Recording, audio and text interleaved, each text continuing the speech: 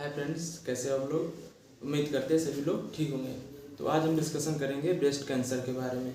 तो सबसे पहले जानते हैं ब्रेस्ट कैंसर की डिफिनीशन को।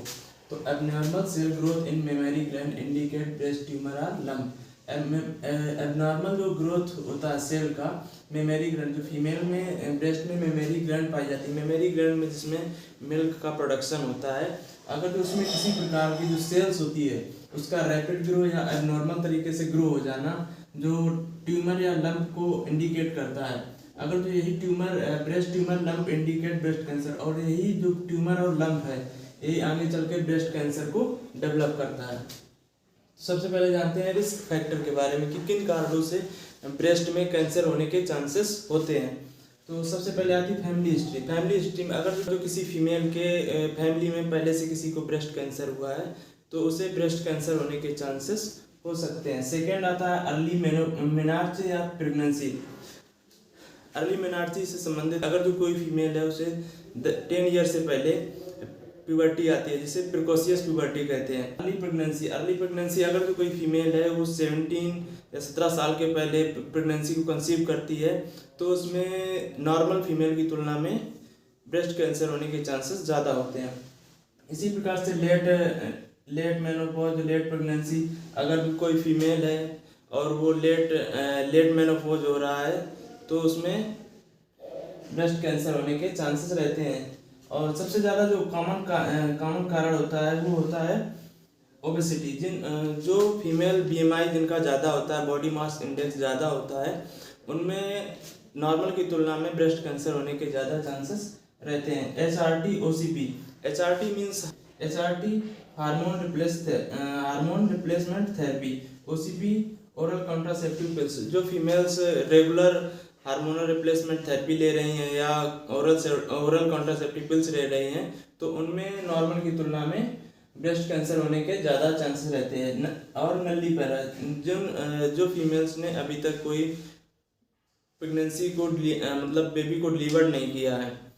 और रेडिएशन एक्सपोजर, जो फीमेल्स ज़्यादातर एक्सरे रूम या USG से MRI सेंटर इन पे ज़्यादा रहती हैं, उन लोगों में नॉर्मल की तुलना में ब्रेस्ट कैंसर होने के ज़्यादा चांसेस। जानते हैं साइन एंड सिम्टम्स के बारे में। ब्रेस्ट सेल्फ एग्जामिनेशन जब फीमेल पेशेंट होगी उसे जब वो ब्रेस्ट सेल्फ एग्जामिनेशन करेगी तो उसे ट्यूमर, नोड या लंप फील होगा। पेशेंट को ब्रेस्ट में पेन होगा, ब्रेस्ट में रेडनेस या स्वेलिंग देखने को मिलेगी, ब्रेस्ट के निप्पल्स होंगे वो ट्रैक्ट होंगे।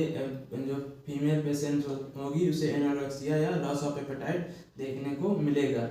प्रिवेंशन में ब्रेस्ट सेल्फ एग्जामिनेशन, जो फीमेल पेशेंट्स होंगी उनमें ब्रेस्ट सेल्फ एग्जामिनेशन के बारे में पेशेंट्स को बताएंगे कि मेंस्ट्रुएशन के 7 से 10 दिन बाद आपको एवरी मंथ में ब्रेस्ट सेल्फ एग्जामिनेशन करना चाहिए। ये ब्रेस्ट सेल्फ एग्जामिनेशन आप शावर नहाने के समय या मिरर के सामने कर सकते हैं। इसमें जो फीमेल होगी वो सेकेंड, थर्ड, फोर्थ फिंगर का यूज करके ब्रेस्ट को डाउनवर्ड टू अपवर्ड की ओर असेस करेगी। उसके बाद जानते हैं मैनेजमेंट के बारे में। मैनेजमेंट में आप कीमोथेरेपी दे सकते हैं, रेडियोथेरेपी दे सकते हैं, सर्जरी में हम लंपेक्टोमी कर सकते हैं। इसमें कोई एक जो लंप जहाँ पर लंप है उस एरिया को स्पेसिफिक निकाल सकते हैं। मस्टेक्टोमी, जो फीमेल पेशेंट्स है उसके मस्टेक्टोमी मतलब होल ब्रेस्ट को या इंटायर ब्रेस्ट को रिमूव कर सकते हैं।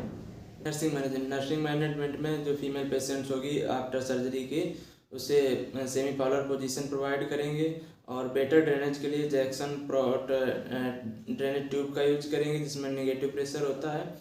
और एवॉइड टू साल्टी डाइट, जो फीमेल पेशेंट्स होगी जिसकी सर्जरी हुई है उसे साल्टी डाइट को एवॉइड करेंगे। और पेशेंट को डायूरेटिक देंगे जो कि एडिनिमा है उसे कम कर सकते। Avoid injection and BP। जिस साइड पेशेंट की मैस्टेक्टोमी हुई है उस साइड इंजेक्शन या BP या कैनुलाइजेशन नहीं करेंगे। तो ये था एक शॉर्ट रिव्यू ब्रेस्ट कैंसर के बारे में। अगर जो आप लोगों को वीडियो अच्छा लगा हो तो लाइक शेयर करें और कमेंट करें और चैनल को सब्सक्राइब करना ना भूलें। Thank you.